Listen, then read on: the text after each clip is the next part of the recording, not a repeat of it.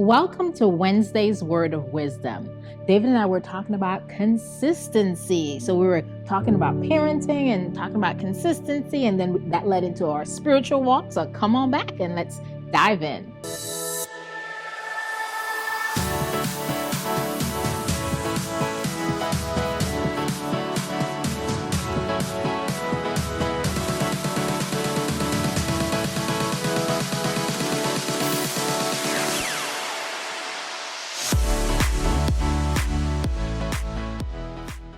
And we're back.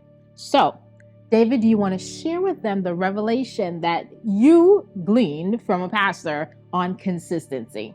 All right, consistency is something that we all struggle with, especially in our spiritual walk. So I was watching something like I normally do, and this one sentence stuck out to me. He said, Satan is after our consistency. So it got me thinking, okay, the times where we most need to be consistent in our prayer, in our spiritual walk, standing firm in that, Satan's after. He does not want us doing that. Yeah. When it comes to, like she said, parenting, if we're not consistent with what we do, our kids will end up running over us at some point because they know they can get to us. And that goes for any part in our life. So if we're not consistently following Christ, consistently doing the things we know we're supposed to do, that's Satan's playground. Let's break it down. Let's talk about consistency just in our prayer life.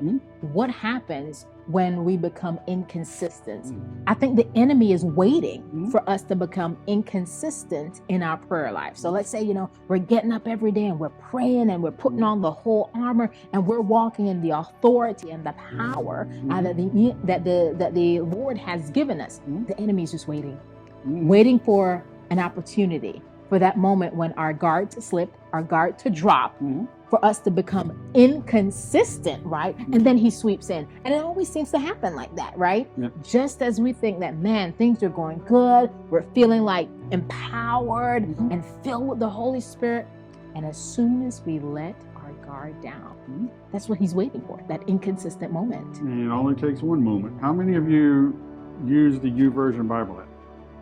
I don't know about you, but at the top of mine, there's a thing we see how many days in a row that we've opened our app.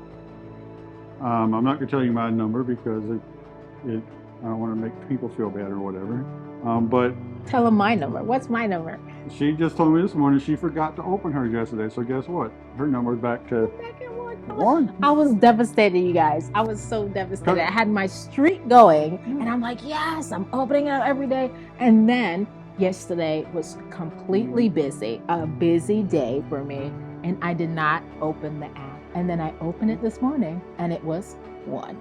Yeah, and see, many of us now, this is our Bible. This is where we do our devotions, and I would do my devotions on here every morning. So it's like, are we doing it for that? Or are we doing it to spend time with God? Because even the creators of this app said it's a way to keep us engaged. Yes. Because we like to see those numbers creep up and up and up. So let's take that and let's take that into our spiritual life. We're like, okay, I'm doing good. What more can I do? What more can I do? Can I be more consistent? Can I do this? Can I do it? It's that consistency is key. Yes. And there's something that kept coming to my mind as I was thinking about this, is not just consistent, it's being intentionally consistent. We have to be the ones to be intentional in our minds to be consistent. Because if we're not going to make it intentional, that consistency, like you said, is just going to go by the wayside. One little moment can throw us off. So what are you doing that needs to be intentionally turned around and intentionally consistent? Yes. All right. We gave you a lot to chew on. How is your consistency? Think about that, and then we'll be back again next week.